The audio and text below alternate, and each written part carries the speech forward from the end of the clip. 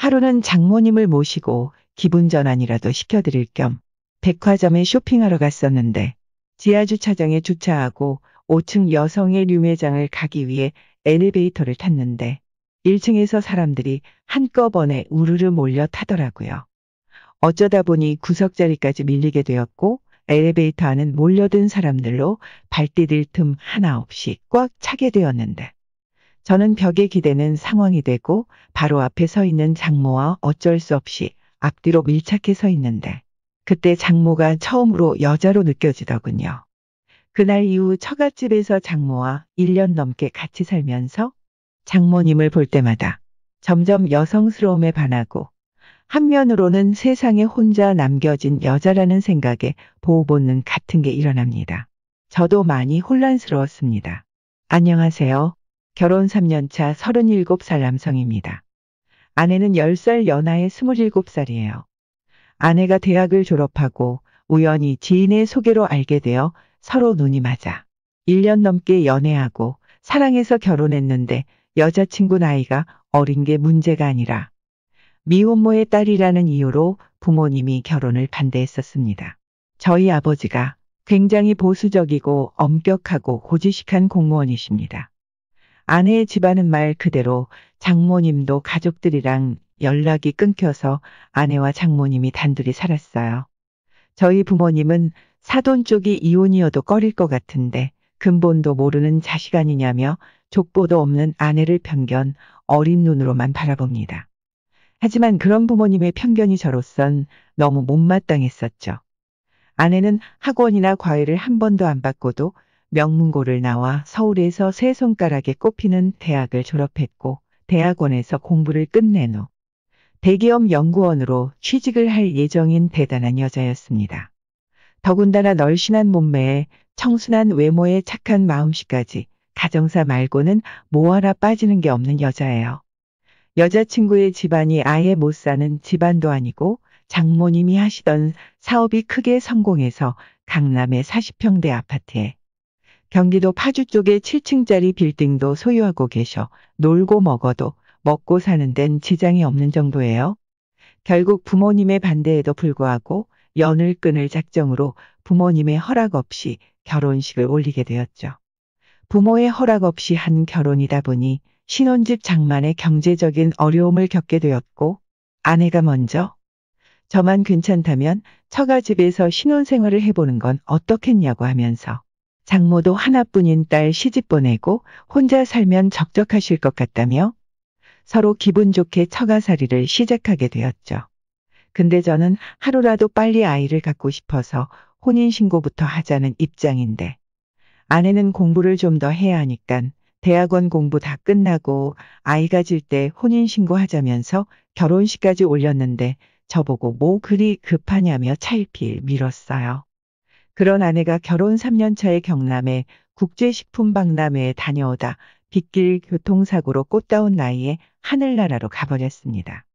저는 모든 의욕을 잃고 한동안 힘들어했었고 잘난 딸 하나만 바라보며 세간의 미혼모란 온갖 서름을 혼자서 꿋꿋이 버티며 이겨내온 장모는 모든 게 한순간에 무너져 버렸으니 그 상심이 얼마나 컸겠어요.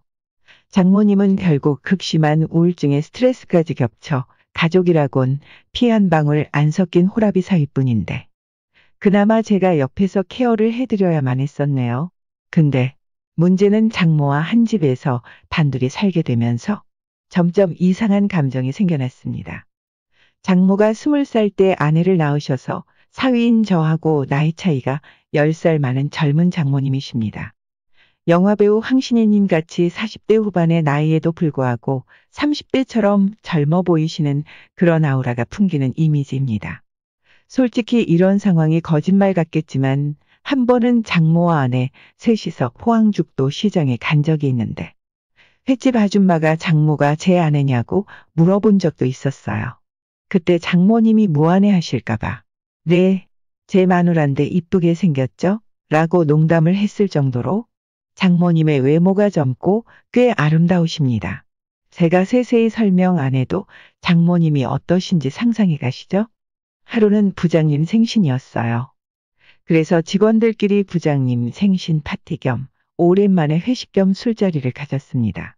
제 주량이 컨디션에 따라 들쑥날쑥한지라 그날은 왠지 술을 많이 마실 것 같아 작정하고 숙취해소 음료도 들이키고 그렇게 주거니 받거니 부어라 마셔라 해가면서 기분 좋게 한잔했죠. 1차로 대창구이 집에서 한잔하고 2차는 호프집에 들러 시원한 맥주로 입가심을 하고 3차를 못 가 조금 아쉬운 마음으로 집으로 돌아왔죠. 띵동띵동.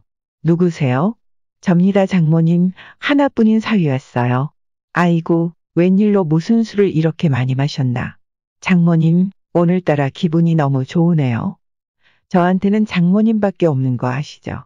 그게 무슨 소린가. 이제 자네도 좋은 여자 만나서 새 출발해야지. 언제까지 이렇게 살 건가. 아, 그게 무슨 말씀이세요? 저한테는 이렇게 젊고 이쁜 장모님이 있는데 저만큼 복 많은 놈이 또 있겠습니까? 쓸데없는 소리 하지 말고 어서 씻고 나오게. 술 기운 때문인지 그날따라 장모는 나이보다 한참 더 젊어 보였다. 더군다나 발목까지 오는 검정색 주름 치마에 흰 티셔츠를 입고 있는데 30대 미시 아줌마들 못지않게 관리가 잘 되어진 몸매는 나를 자극하기에 모자라지 않았다. 김서방 이것 좀 마셔보게. 탄산수를 넣고 만든 시원한 레모네이드를 한 잔 내온다. 이 맛에 장모님이랑 같이 사는 거 아니겠습니까? 장모님 오늘 기분도 좋은데 같이 맥주 한 잔 하실래요? 아니 그렇게 먹고도 또 술 생각이 나나. 씻고 나와서 그런지 또 시원한 게 생각나네요. 그럼 딱 한 잔만 하세나. 어이구 우리 이쁜 장모님 착하기도 하셔라. 이쁘다는 소리 좀 그만하면 안 되겠나. 내 눈에 이쁜 걸 이쁘다고 하는데 아버지를 아버지라 부르지 못하는 홍길동도 아니고 계속 기쁘다고 할 겁니다. 아이고 못 말려 진짜. 그래 하고 싶은 대로 하게나. 장모는 싫지 않은 표정을 지으며 냉장고에서 맥주와 마른 안주거리를 꺼내온다. 장모님 한 잔 받으세요. 그래 함 따라보게. 오랜만에 우리 사위 술 한 잔 받아봐야지. 장모님 친구분들하고 나이트 같은 데 가시면 장모님 정도의 미모면 남자들 관심을 한 몸에 받으실 텐데. 나이도 아직 한창인데 남자 사귈 생각은 없으세요? 이 나이에 무슨 남자야. 단물 다 빠진 나 같은 아줌마를 누가 거들 떠나 보겠어. 너무 겸손하시다. 얼마 전 거래처 사장이 자꾸 단 둘이 술 마시자고 했다면서요. 그런 게 다 장모님한테 관심 있어 작업거린 거라고요. 호호 김서방 오늘 날 놀리려고 작정을 했나. 왜 자꾸 남자 이야기를 그렇게 하나. 우린 서로 맥주잔을 부딪히며 원샷을 때리다 보니 어느새 5병을 먹어치우고 말았다. 김서방 오늘은 왠지 술이 잘 받네. 완전 취할 때까지 마셔보고 싶은데. 그렇게 하세요 그럼. 이런 날 아니면 언제 또 취해보겠어요. 장모님 오늘 제대로 날 잡으신 것 같네요. 하하하. 호호 그런가. 오랜만에 한잔하니 기분이 참 좋네. 자네도 이제 새 출발해야 하지 않나. 저는 당분간 이렇게 지낼게요. 그나저나 장모님이 먼저 연애를 시작하셔야죠. 외로우실 텐데 연애도 좀 하고 그러세요. 40대 후반에 한창 나이신데 또 남자 이야기인가. 나한테는 김서방이 있자는가. 장모는 웃자고 한 소리지만 난 그 순간 심쿵하고 말았다. 그럼 제가 진짜로 장모님 애인해 드릴까요? 호우 그럼 나야 좋지. 장모님 그냥 잘려니 뭔가 허전한 것 같은데. 이 차는 노래방에 가실래요? 둘이서 30분 정도 신나는 노래를 부르며 뛰어놀았더니 점점 지쳐가 조용한 노래를 선택했다. 현철 이소라의 그대 안의 블루. 장모님 듀엣으로 같이 부르시죠. 1절을 부르고 나서 이 노래는 딱 브루스 타임인데 한 곡 땡기시죠 하며 손을 내밀었더니 실지 않은 듯 덥석 잡는다. 화장실에 다녀오시던 장모가 문을 열고 들어오자마자 갑자기 휘청휘청 하시더니 무슨 꿍꿍이가 있었는지 하필이면 내 앞으로 쓰러지는 거다. 몸을 제대로 가누지 못하는 장모를 10분 넘게 들쳐업고 집으로 돌아왔는데 갑자기 장모는 신세한탄을 하며 울기 시작했다. 딸 하나 바라보고 참고 달래며 모든 걸 포기한 채로 살아왔는데 이제 와서 나는 이제 어떻게 살아야 하나. 장모의 깊은 한숨은 더해져만 갔고 나는 한동안 옆에서 위로해 주었다. 장모님 든든한 사위가 옆에 있잖아요. 앞으로 평생 모시고 살게요. 아무 걱정 마세요. 정말인가? 나랑 계속 살 건가? 고맙네 우리 사위. 그날 술 취해서 우울한 장모님을 위로해 주었던 게 한 번이 두 번이 되고 세 번, 네 번이 되어버렸다. 오늘의 사연 시작하겠습니다. 안녕하십니까. 저는 이제 37살이 되는 남자입니다. 아내의 새어머니. 그러니까 저에겐 장모님이지요. 제가 잘못된 선택을 한 것을 알고 있습니다. 저만 믿고 사는 아내한테는 정말 몹쓸 짓을 한 것 같은 기분이 드네요. 제가 어렸을 적 온 가족이 캐나다로 이민을 가게 되었습니다. 집안 사정 때문에 가게 된 것이니 자랑할 만한 일은 아니겠네요. 아무튼 교민이 많이 없는 곳이다 보니 지역까지 상세히 이야기하면 제가 누구인지 알 만한 분들도 있을 것 같아서 혹시 몰라 지역은 비밀로 하겠습니다. 캐나다 북쪽 어디쯤이고 교민 수는 그렇게 많지 않으며 눈이 아주 많이 오는 곳입니다. 개인적인 사항이라 딱히 말씀드릴 필요까지 있는가 싶지만 이민 후 생활은 딱히 좋을 건 없었습니다. 아무래도 한국에서 고생을 한 게 있었기 때문일까? 어머니는 이민 생활 시작 후 다른 사람을 만나 눈이 맞아서 야반도주를 했습니다. 아직까지 연락 한 통 되지 않고요. 아버지 또한 이렇게 살아서 뭐 하겠냐며 이민 생활에 적응을 못하시고 저를 두고 혼자서 다시 한국으로 들어가 버렸고요. 제 나이 24살에 가족들에게 버림받고 혼자서 살아가게 되었습니다. 말씀드렸다시피 교민들이 많은 지역이었지만 그때는 한국 사람이 참 싫었습니다. 저를 이역말리 타국 땅에 오게 만든 사람들, 와서도 저를 버리거나 저를 배신한 사람들 뿐이었으니 그럴 만도 했죠. 그래서 최대한 한 명의 한국 사람들이라도 피해가며 살기 위해서 자금이 생길 때마다 조금씩 교민들이 사는 지역에서 멀어지기 시작했습니다. 그러다 보니 어느 깊숙하고 한적한 시골 동네까지 다다르게 되었네요. 2년 전에 직장에서 한 여자를 알게 되었습니다. 그녀는 제가 저 스스로를 고립시키게 만든 제가 싫어해 마지 않았던 한국 사람이었습니다. 제가 싫다고 느꼈던 감정은 10년이 가까운 세월이 지나고 나니 변해 있었습니다. 아니, 외로움과 그리움을 많이 느꼈던 걸까요? 당시 저보다 7살이나 어린 그녀였지만 그렇게 정서도 공유하고 말도 자연스럽게 통하는 사람을 만나게 되니 서로가 자연스럽게 서로에게 끌리기 시작했습니다. 그렇게 그녀와 가까워지게 되었어요. 연애를 시작한 지 얼마 되지 않고부터는 그녀와 제가 한 집에서 동거를 시작하게 되었고 결혼을 약속하게 되는 사이까지 발전하게 됩니다. 식을 올리지 않아서 그렇다 뿐이지 이미 그녀와 제가 한 집 살림을 하면서는 부부와 다름이 없었습니다. 언젠가부터 주변 사람들에게 그녀를 동거인이 아닌 저의 아내라고 소개를 하고 있었지요. 어느 날 퇴근을 하고 집에 들어오니 저보다 먼저 퇴근을 했던 아내가 누군가와 영상통화를 하고 있었습니다. 입고 있던 외투를 벗으며 슬쩍 아내의 핸드폰을 바라봤는데 핸드폰 안에서 아내와 대화를 나누고 있던 사람이 엄청난 미인이었습니다.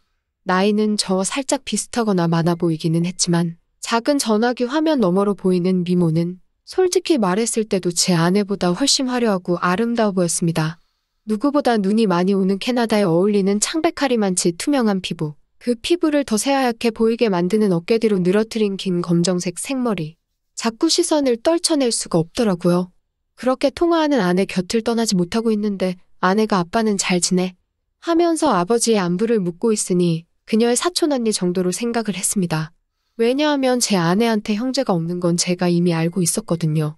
그런데 그 말을 들으니 제가 아내에 대해서 모든 걸 알고 있다고 생각했는데 그녀의 가족 구성원조차 모르다니 내가 아는 게 아무것도 모르는구나 하는 생각이 들었습니다. 이윽고 통화를 마친 아내가 저에게 다가왔어요. 아내에 대해서 좀 더 잘 알아가야겠다 반성하던 차였으니 아내에게 방금 통화한 사람이 누구냐고 물어봤습니다. 그때까지도 저는 전화기 속 그녀의 미모에 반해 있긴 했지만 흑심을 갖거나 할 생각은 없었고 순수하게 아내를 알아가기 위해서 물어본 것이었거든요. 그런데 아내의 대답에 저는 더 이상 흑심을 가질 수도 없는 사람이란 걸 알게 되었습니다. 저에게 놀라지 말라고 하면서 방금 자기랑 통화한 사람은 다른 사람이 아니고 자기 엄마라고 하더라고요. 말도 안 되는 소리 하지 말고 똑바로 말하라고 정색을 했습니다. 누가 봐도 젊은 사람이었고 아무리 많이 쳐도 내 또래밖에 안 되는 사람이 어떻게 당신 엄마냐고 한마디 했어요. 아무리 시집을 일찍 갔고 20살이 되자마자 아내를 가졌다고 해도 50이 가까운 나이일 텐데 아무리 봐도 나랑 비슷하거나 조금 더 어리거나 한 사람이 당신 엄마일 수가 없다고 했습니다. 그런데 아내는 제 반응에 재밌다는 듯이 웃더니 그 자초지종을 설명해 줬습니다. 아내는 홀아버지 밑에서 자라왔다고 합니다. 친어머니는 자신이 어릴 때 돌아가셨다고 하고요. 아내가 대학교 입학을 준비하기 위해 봤던 과외가 있었는데 지금 엄마는 그때 자기를 가르쳐주던 과외 선생님이랍니다. 언젠가부터 두 사람이 부쩍 가까워지더니 자기가 대학교에 합격하고 나서는 아버지가 과외 선생님이었던 지금의 엄마와 재혼을 하기로 했다 통보했다더군요.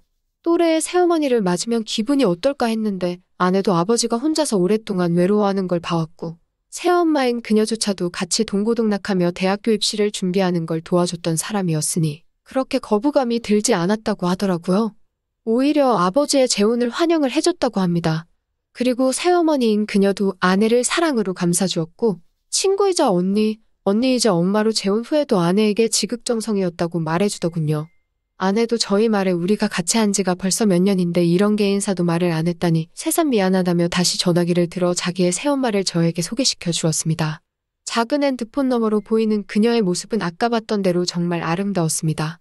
이번에는 먼발치가 아니라 코앞에서 보고 있는데 요즘 핸드폰 화질이 좋다 보니 코 위에 있는 점까지 또렷하게 보이더군요. 그녀가 눈웃음을 치는데 저도 모르게 속에서 뭔가 불타오르는 게 느껴졌습니다. 그녀를 장모님이라고 부르려는데 입이 잘 떨어지지가 않았습니다. 인정하기 싫다기보다도 저와 비슷한 나이대의 여자에게 그런 호칭을 써도 되는가 싶은 생각이 더 컸어요. 아내는 저녁 준비를 하고 있을 테니 자기 엄마하고 통화 좀 하고 있으라고 하고는 주방으로 향했습니다. 어색해져서 전화를 끊어야 하나 말아야 하나 하고 있는데 전화기 너머 장모님도 알 수 없는 미소를 지으며 저를 바라보고만 있었습니다. 두 사람 사이에 그 어떤 말이 오가지 않았지만 저는 그녀에게 집중을 할 수밖에 없었습니다. 그녀의 앙담은 입술과 지을듯 말듯 티도 안 나게 미소 짓고 있는 모습과 그 눈빛에 저도 모르게 그녀에게 거역을 할 수 없겠다는 생각을 했기 때문입니다. 정말 두 사람 사이에 서로 말 한마디 오가지 않았지만 어색함에 조금 불편함을 느끼던 차였습니다. 아내가 저녁 준비가 끝났다고 이제 그만 전화를 끊고 오라고 하더군요. 식사 때문에 정중하게 이만 전화를 끊겠다고 말하는데 그녀가 저를 불러세우며 저희 개인 연락처를 물었습니다. 조금 의아했는데 아내가 가끔씩 전화를 안 받을 때가 있어서 걱정이 되고는 하니 비상연락망 정도의 느낌으로 물어보는 거라 해서 설명하더라고요. 그런데 그날 이후로 부쩍 장모님으로부터 오는 연락이 매일같이 오기 시작하더군요. 이런 이야기를 하려고 전화를 했다고 싶을 정도로 사소한 이야기를 하실 때도 있었습니다. 저도 싫지만은 않았기 때문에 그 전화에 대해서 그 어떤 의문도 갖지 않았습니다. 겉으로 보이는 외모 때문인지 저에게 전화를 걸어오는 장모님을 장모님이라고 부를 수가 없었어요. 차라리 누나라고 불렀으면 불렀지 도무지 입이 떨어지질 않더라고요. 그녀도 저를 사위라고 부르는 일은 없었습니다. 하루는 아내가 같이 있는데도 계속 저에게 전화를 걸더군요. 연락을 받으니 또 전화를 끊을 생각을 하지를 않아서 부담스러워하고 있는 상황이었습니다. 그래서 어떤 날에는 아예 밖으로 나가 전화를 받기도 했습니다. 왜냐하면 그때쯤부터는 장모님도 아내의 안부를 위해 거는 전화가 아니라 지극히 개인적인 용무로 전화를 걸어 저랑 대화를 나누는 사이가 되어 있었기 때문입니다. 남들 들려주기에는 조금 민망한 대화를 나누고 있었기에 아내가 잠깐 뭔가 준비하는 틈을 타서 밖에 나가서 다시 전화를 받았습니다. 한참 장모님이 전화기 너머로 하는 말에 정신이 빠져 한참 열이 올라 있는 상황이었는데 아내가 뒤에서 저를 툭 치더라고요. 깜짝 놀라서 정말 그 자리에서 쓰러질 뻔했습니다. 아내가 누구랑 통화를 하길래 밖에서 전화까지 하고 있냐는 말에 당황을 했어요. 재혼한 젊고 예쁜 너네 엄마라고 말을 솔직하게 해줘야 하나 그런 고민을 하고 있는데 장모님이 자기가 해결하겠다고 아내를 바꾸랍니다. 저는 이제 다 들켜버린 거구나 하고 망했다는 생각을 하고 조마조마해하고 있었습니다. 전화를 넘겨받은 아내도 처음에는 조금 심각한 표정이었는데 전화를 받고 얼마 지나지 않아서 얼굴이 활짝 피더라고요. 저는 오히려 더 의심을 사지 않을까 했는데 장모님이 무슨 말을 해서 아내의 기분을 저렇게 좋게 만든 건가 싶었습니다. 저는 두 사람이 무슨 이야기를 하는지 알 방도가 없으니 답답하기만 했어요. 통화가 끝난 건지 아내가 저한테 전화기를 건네줬고 저한테 어떻게 자기한테 말도 없이 그럴 수 있냐고 묻더라고요. 장모님이 무슨 이야기를 했는지 모르는 상황에 아내 입에서 나온 말에 저도 억장이 무너지는 것 같았습니다. 이제 다 끝났구나 싶었는데 아내가 저를 와락 안아줬어요. 어떻게 돌아가는 상황인지 모르니 당황스러웠는데 아내가 기뻐하면서 하는 말이 장모님이 대충 전화로 저와 아내의 결혼식에 대해서 물어봤다는 말을 했다고 하더라고요. 그리고 일단 캐나다에서 작게 결혼식을 올리는 게 어떻겠냐며 장인어른과 장모님이 캐나다에 방문을 하겠다고요. 아내는 뛸 듯이 기뻐하며 저보고 속이 깊은 사람이라고 했습니다. 제가 아내가 친엄마처럼 여기던 사람과 전화로 뭘 했는지도 모르고 그렇게 기뻐하는 모습을 보니 미안하기까지 했어요. 아내는 캐나다에 살면서 젊은 시절에 웨딩드레스 입는 거는 포기하고 있었는데 정말 고맙다며 엄청 감동한 눈치였습니다. 왜냐하면 제가 군입대 때문에 다시 한국으로 들어가기 조금 어려운 상황이라 한국에 들어갈 방법이 따로 없었어가지고요. 아무튼 그렇게 갑작스럽게 결혼식을 준비하게 되었고 몇 달 지나지 않아서 장모님과 장인어른이 비행기를 타고 이 지역으로 도착하게 되었습니다. 아내는 오랜만에 가족들을 만난다는 생각에 기분이 한층 업돼 보였어요. 저는 하지만 속으로 오만 가지 생각이 들었습니다.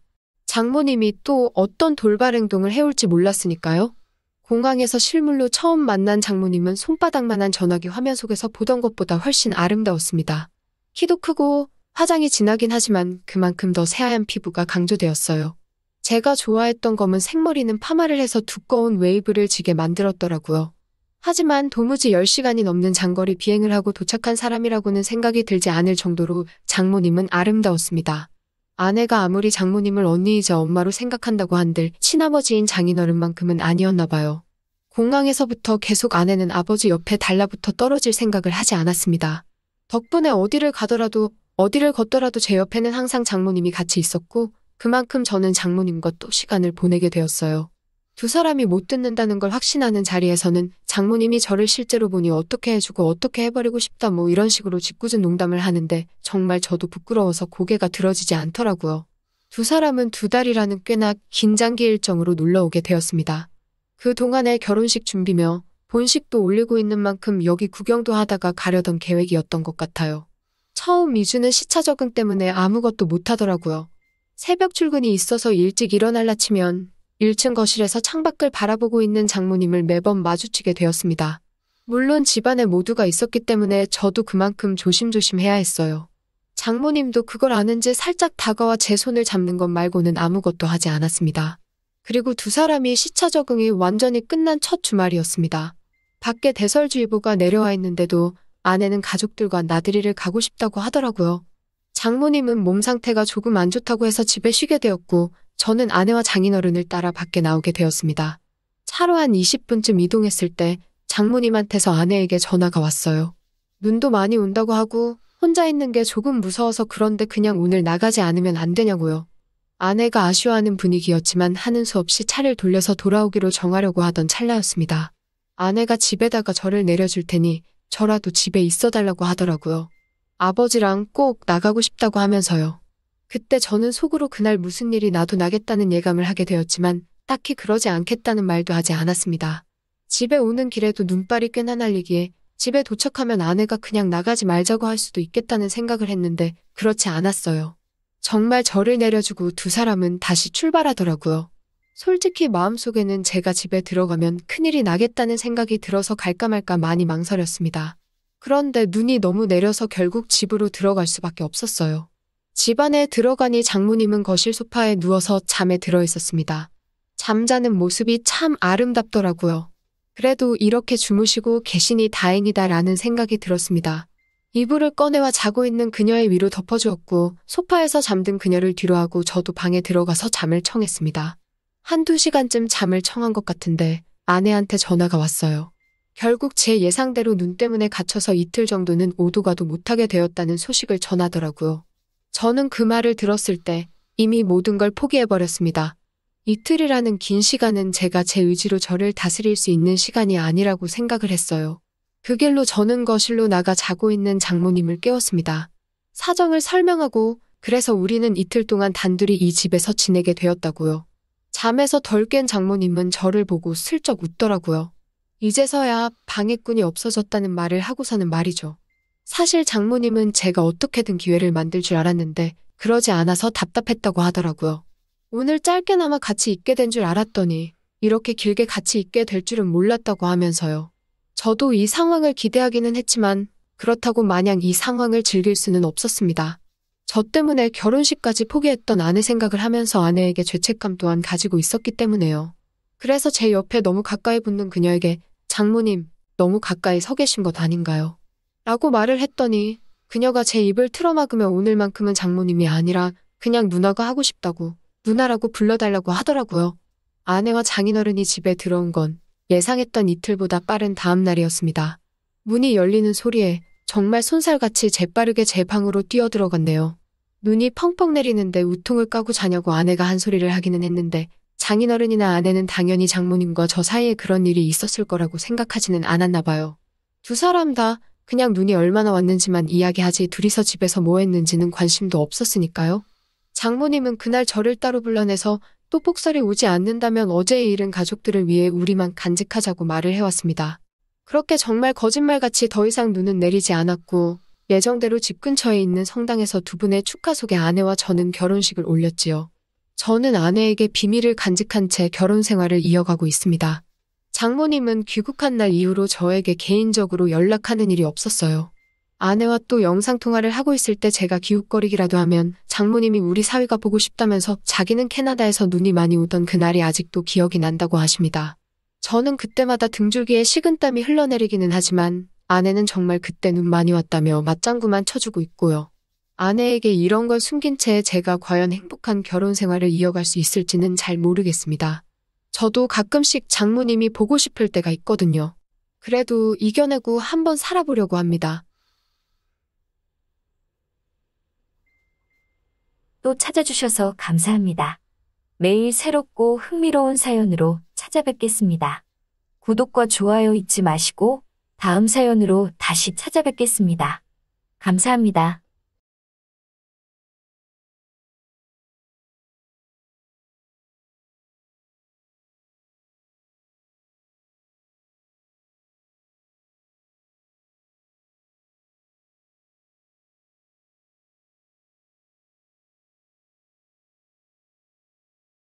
그 더운 여름 오후 한유는 거실 테이블에 흩어진 서류들을 정리하며 하루를 보내고 있었다.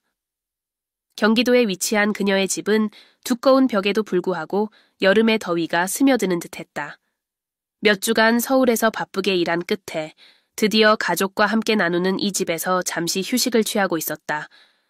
하지만 남편과 아이들이 며칠 동안 다른 도시에 있는 친척을 방문하러 떠나고 나자 집은 이상할 정도로 조용했다.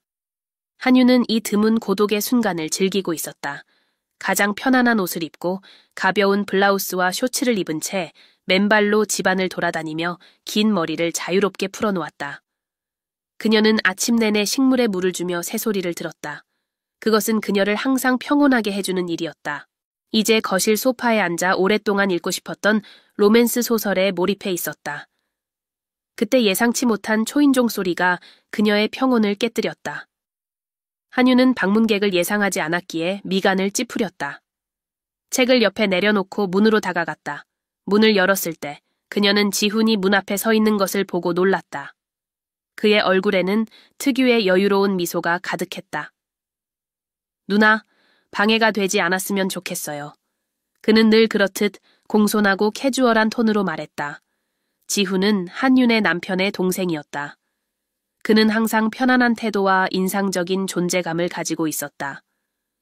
그의 몸에 딱 맞는 티셔츠는 넓은 어깨를 강조했고 그의 낡은 청바지는 마치 그를 위해 맞춘 것 같았다. 한유는 그가 얼마나 매력적으로 변했는지를 인식하며 약간 불편함을 느꼈지만 부적절한 생각을 억누르려 애썼다. 물론이지, 지훈, 들어와. 그녀는 미소를 지으며 대답하며 그가 지나갈 수 있도록 문을 열었다. 그는 작은 가방을 들고 있었고 먼 거리를 걸어온 듯 약간 땀에 젖어 있었다. 그가 집으로 들어서자 한유는 그의 청아, 어우러진 남성적인 향수가 느껴지며 순간 숨을 멈추었다. 회의에 가던 중이었는데 지난번에 여기 두고 간 도구 몇 개를 찾으러 왔어요. 그는 출입구 근처에 가방을 내려놓으며 설명했다. 한유는 고개를 끄덕이며 평온한 태도를 유지하려 했지만 그의 가까운 존재는 그녀를 불안하게 만들었다. 그는 항상 친근했지만 그날 그의 눈빛에는 무언가 더 깊은 것이 담겨 있는 듯했다. 그가 차고로 향하는 동안 한유는 다시 소파로 돌아가 독서를 이어가려 했지만 집중력이 사라진 것을 깨달았다. 지훈의 존재는 그가 다른 방에 있음에도 불구하고 공간을 가득 채우는 듯했다. 그녀는 이유를 설명할 수 없었지만 그 만남의 모든 디테일이 이전과는 다른 긴장감을 띠고 있었다. 몇 분 후 지훈은 공구 상자를 들고 돌아왔다. 그는 그것을 테이블 위에 놓으며 느긋하게 움직였지만 서두르지 않는 듯 보였다. 그는 목덜미를 긁으며 무언가를 말할지 고민하는 듯했다. 오늘 정말 덥네요. 그는 쉬운 미소를 지으며 말했다. 차가운 음료 있나요? 물 한 잔이면 충분해요. 물론이지, 금방 가져다 줄게. 한유는 빠르게 자리에서 일어나며 거실을 떠날 핑계를 찾아 나섰다. 부엌에서 물을 따르며 그녀는 손이 약간 떨리는 것을 느꼈다. 그녀는 스스로에게 아무 이유 없다고 말했지만 마음은 이미 혼란스러웠다.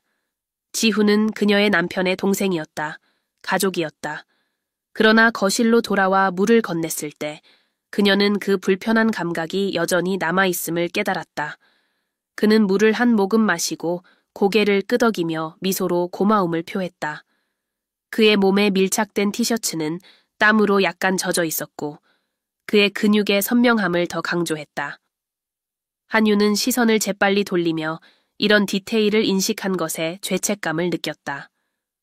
집에 혼자 계세요? 지훈이 갑자기 물으며 침묵을 깼다. 응, 모두 부산에 있는 친척들을 방문하러 갔어.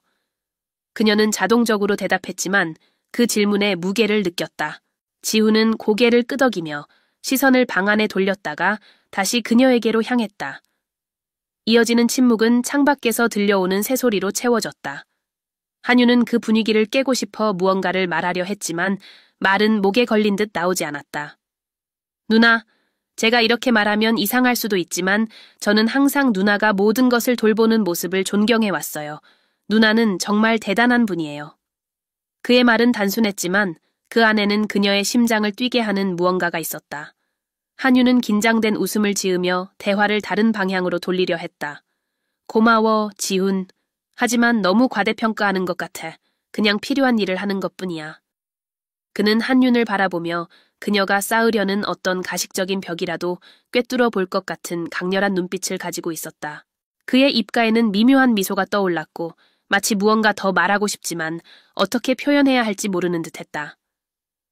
그게 전부는 아닌 것 같아요. 그는 빈 컵을 테이블 위에 놓으며 말을 이었다. 누나에게는 모든 것을 자연스럽게 만드는 빛이 있어요. 아무나 가질 수 있는 게 아니죠. 한유는 시선을 피하며 얼굴이 달아오르는 것을 느꼈다. 그의 말은 그녀를 당황하게 만들었지만 그것이 좋은 의미인지 나쁜 의미인지는 판단할 수 없었다. 화제를 돌리려 애쓰며 그녀는 물었다. 점심 드시고 가실래요? 금방 준비할 수 있을 것 같은데요. 지훈은 미소를 지으며 고개를 저었다. 더 오래 방해하고 싶지 않아요. 도구만 가지러 온 거예요. 그의 말과는 달리 그는 서두르는 기색이 없었다.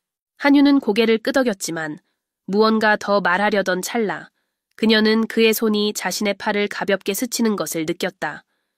그것은 짧고 거의 우연적인 동작이었지만 그녀의 몸에 전율을 일으키기에 충분했다. 한유는 한 발짝 뒤로 물러서며 평정을 유지하려 애썼다. 지훈, 나. 그녀는 말하기 시작했지만 목소리가 나오지 않았다. 그는 한 걸음 물러서며 두 손을 들어 올려 사과의 제스처를 취했다. 죄송해요, 누나. 불편하게 하려던 건 아니었어요. 제가 가는 게 좋겠네요. 한유는 바로 대답하지 못했다. 그가 떠난다는 사실에 안도감이 들면서도 그가 머물렀다면 어땠을지 모른다는 설명할 수 없는 호기심 사이에서 갈등했다. 그가 도구를 챙겨 문으로 향하자 그녀는 자신이 숨을 참았다는 것을 그제야 깨달았다. 지훈은 문을 나서기 전 잠시 돌아보며 마지막으로 그녀를 바라보았다. 물 감사했어요. 그리고 다시 한번 불편하게 했다면 죄송합니다. 그는 그렇게 떠났다. 한유는 거실에 홀로 남아 침묵의 울림 속에 정리되지 않는 생각들에 사로잡혔다. 그녀는 그 자리에서 한동안 움직이지 않았다. 방금 전 교환했던 그 강렬한 순간의 여운이 여전히 남아있었다. 지훈은 떠났지만 그의 존재는 보이지 않는 흔적을 남긴 것처럼 느껴졌다. 한때 평화롭던 집은 이제 불편한 에너지로 가득 차 있는 듯했다. 그녀는 독서를 다시 시도했지만 글자는 더 이상 의미를 이루지 못했다. 그녀의 마음은 떠나지 말아야 할 생각들로 가득 차 있었다. 부엌으로 걸어가 사용한 컵을 싱크대에 놓으려던 순간 그녀는 무언가를 발견했다. 지훈이 가져왔던 작은 가방이 여전히 소파에 남아 있었다. 한유는 한숨을 쉬며 그가 가방을 가지러 다시 올 수밖에 없을 것을 깨달았다. 그 생각에 약간의 긴장감이 들었지만 동시에 그녀는 통제할 수 없는 묘한 기대감을 느꼈다. 오래 지나지 않아 초인종이 다시 울렸다. 한유는 깊이 숨을 들이쉬고 문을 열었다. 그곳에는 여전히 여유로운 미소와 무심한 표정을 가진 지훈이 서 있었다. 가방을 두고 갔네요. 지훈은 고개를 끄덕이며 소파를 가리켰다. 그러네요. 전화하려던 참이었어요. 그녀는 최대한 평온하게 대답하려 애썼다. 그는 다시 집 안으로 들어왔지만 이번에는 천천히 움직이며 상황의 무게를 느끼는 듯했다. 가방을 들고 그녀를 바라보는 그의 시선과 한윤의 시선이 마주쳤고 둘 사이에는 아무 말도 없었다. 그 침묵은 벽시계 소리로만 채워졌고 그것마저도 크게 들리는 듯했다. 누나, 솔직히 말해도 될까요? 그가 침묵을 깨며 물었다. 한유는 망설였지만 고개를 끄덕였다. 그녀는 대답할 수 있을 만큼 자신의 목소리를 믿을 수 없었다. 내가 온 이후로 누나에게서 눈을 뗄 수가 없었어요. 그의 말은 진솔함으로 가득 차 있었지만 동시에 한윤의 심장을 빠르게 뛰게 만드는 뉘앙스를 담고 있었다. 한윤은 침을 삼키며 얼굴이 뜨거워지는 것을 느꼈다. 무언가 말하고 싶었지만 단어들이 목에 걸린 듯 나오지 않았다. 지훈은 한 걸음 앞으로 다가오며 둘 사이의 거리를 좁혔다. 오해하지 마세요. 이런 생각을 하는 게 잘못이라는 걸 알아요. 하지만 그는 말을 멈추고 올바른 단어를 찾으려 애썼다. 누나는 정말 대단한 분이에요. 그리고 제가 그걸 모르는 척할 수가 없었어요. 한유는 한 발짝 뒤로 물러서며 거실의 테이블에 몸을 기댔다. 그는 멀어지라는 이성의 소리와 그녀 안에서 조용히 자라나는 욕망 사이에서 갈등하고 있었다. 지훈, 우리는 가족이야. 그녀는 말을 꺼냈지만 목소리는 약하고 흔들렸다. 그는 멈춰 섰고 거리를 유지했지만 시선을 돌리지 않았다. 그의 눈빛은 그녀의 가장 깊은 생각마저 꿰뚫는 듯한 강렬함을 띠고 있었다. 알아요, 누나. 그래서 제가 선을 넘지는 않을 거예요. 하지만 제가 지금 아무 말도 하지 않고 이곳을 떠난다면 그걸 후회할 거예요. 그의 말은 공기 중에 머물렀고 한유는 그 무게를 느꼈다. 동시에 그의 몸에서 뿜어져 나오는 열기가 그녀를 감쌌다. 잠시 동안 주변 모든 것이 사라진 듯했다. 집도, 여름의 더위도, 멀리서 들리던 새소리도. 그 순간에는 오직 그들 둘뿐이었다. 끝이 보이지 않는 시간 속에 갇힌 듯한 느낌이었다. 지훈, 가야 해요. 그녀는 마침내 말했다. 목소리는 단호하려 했지만 약간 떨리고 있었다. 그는 고개를 끄덕였지만 바로 움직이지는 않았다. 대신 그는 손을 뻗어 그녀의 얼굴을 부드럽게 어루만졌다. 그 동작은 가벼웠지만 그녀가 무시할 수 없는 깊은 의미를 담고 있었다. 한유는 잠시 눈을 감으며 그의 손끝이 피부에 닿는 느낌을 느꼈다. 세상이 느리게 돌아가는 듯했다. 다시 눈을 떴을 때 그녀는 지훈의 표정을 보았다. 그는 자신의 욕망과 싸우는 듯 보였지만 그 순간에는 부정할 수 없는 무언가가 있었다. 그는 더 이상 아무 말도 하지 않고 손을 내리고 한 걸음 뒤로 물러섰다. 미안해요, 누나. 누나가 맞아요. 이제 갈게요. 그의 목소리에는 후회와 욕망이 섞여 있었다. 그는 돌아서서 문 쪽으로 걸어갔고 나가기 전 마지막으로 그녀를 바라보았다. 한유는 가슴이 두근거리는 채로 문이 닫히는 소리를 들으며 그대로 서 있었다. 그녀는 거실에 서서 문이 닫히는 소리가 귀에 맴도는 것을 느꼈다. 지훈의 마지막 말들은 여전히 공기 중에 떠다니며 끝나지 않은 멜로디처럼 그녀를 사로잡았다. 그녀의 마음은 죄책감, 욕망, 혼란으로 가득 찬 폭풍에 휩싸였다. 이제 집안의 침묵은 그녀를 더욱 짓눌렀다. 생각을 떨쳐내기 위해 그녀는 방으로 들어가 문을 닫았다. 마치 방금 일어난 모든 것을 함께 가둬두려는 듯했다. 침대 가장자리에 앉아 손으로 얼굴을 감쌌다. 그의 손길의 기억은 여전히 생생했고 그녀는 피부에 남은 온기를 느낄 수 있을 것 같았다. 깊이 숨을 들이마시며 그것이 단순히 지나가는 순간일 뿐이라며 자신을 설득하려 했다. 곧 사라질 불꽃 같은 것이라고. 그런데 휴대전화에 메시지가 도착하는 소리가 그녀를 놀라게 했다. 한유는 화면을 보았고 그것이 지훈에게 온 메시지라는 것을 알아차렸다. 그녀의 심장은 빠르게 뛰었다. 망설이는 손가락으로 메시지를 열었다. 누나, 불편하게 했다면 정말 미안해요. 누나를 존경하는 마음을 제대로 표현할 방법이 없어요. 문제를 일으키려던 건 아니었어요. 그녀는 메시지를 여러 번 읽으며 그 속에 담긴 의미를 해석하려 애썼다. 진심이 느껴졌지만 동시에 약간의 후회가 섞여 있었다. 그러나 그녀가 답장을 보내기도 전에 또 다른 소리가 집 안에 울렸다. 초인종 소리였다. 그녀의 몸이 순간적으로 얼어붙었다. 지훈이 다시 돌아온 걸까? 조심스럽게 그녀는 문까지 걸어가 그것을 열었다. 그러나 놀랍게도 문 앞에 서 있는 사람은 지훈이 아니었다. 그녀의 남편 도현이었다. 그는 예상보다 일찍 돌아왔으며 지친 듯한 표정과 그녀가 알아차릴 수 없는 무언가를 얼굴에 띄우고 있었다. 당신 일찍 왔네요. 그녀는 아무렇지 않은 척 말했지만 목소리가 떨리고 있었다. 도현은 집 안으로 들어와 가방을 바닥에 내려놓고 그녀를 똑바로 바라보았다. 돌아와야 할 것 같은 느낌이 들었어. 그의 목소리는 낮고 조용했지만 그 안에 강한 무언가가 담겨 있었다. 한유는 그의 말에 무게를 느꼈고 잠시 그가 무언가를 알고 있다고 생각했다. 하지만 그건 불가능하지 않은가. 지훈이 무언가를 말했을 리가 없었다. 게다가 아무 일도 일어나지 않았다. 그러나 도현의 눈빛은 그녀의 생각을 꿰뚫는 듯했다. 그녀가 감추려 했던 모든 것을 읽어내는 것처럼 깊었다. 지훈 차가 밖에 있는 걸 봤어.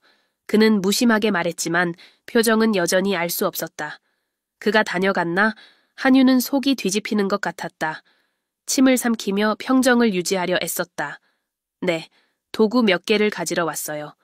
그녀는 최대한 중립적인 톤으로 대답했다. 도현은 천천히 고개를 끄덕이며 그녀의 말을 곱씹는 듯 보였다. 그는 부엌으로 걸어가 냉장고를 열고 물병을 꺼냈다. 물을 마시는 동안에도 계속 그녀를 바라보며 그녀가 무언가 더 말하기를 기다리는 듯했다. 그는 갔어? 도현이 침묵을 깨며 물었다. 네, 조금 전에 갔어요. 그녀는 점점 더 불편함을 느끼며 대답했다. 도현은 다시 고개를 끄덕였지만 이번에는 입가에 미묘한 미소를 띠고 있었다. 다행이네. 그런데 혹시 내일 저녁에 대해 무슨 말 했어? 그는 갑자기 주제를 바꿨다. 한유는 혼란스러운 표정을 지으며 물었다. 아니요, 아무 말도 없었는데요. 왜요? 도현은 빈잔을 테이블 위에 내려놓고 그녀의 눈을 바라보았다. 왜냐하면 그는 내일 저녁에 없을 거니까.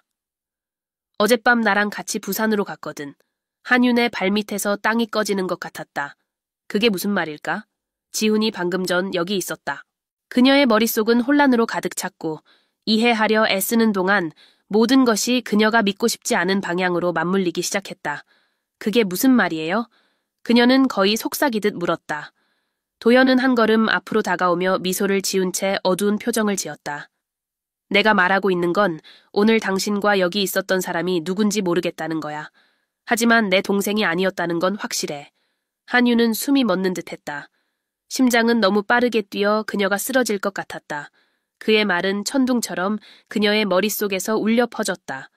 지훈이 아니었다면 여기에 있었던 사람은 누구였을까?